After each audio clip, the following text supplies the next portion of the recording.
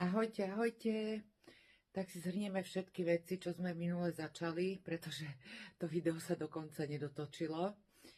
Takže ak máte problémy s veľkou únavou, potom vypadávajú vám vlasy, lámajú sa vám nechty, máte suchú pokožku, zle spávate, potom tam môže byť ešte napríklad zmeny nálad, až depresie a takisto výkyvy hmotnosti.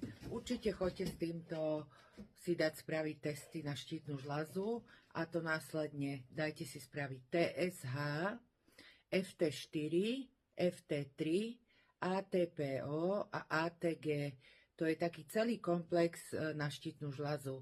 Môžu vám to urobiť aj v laboratóriách, ako je Medirex a nemusíte čakať pol roka alebo rok na to, aby ste dostali termín u doktorky endokrinologičky.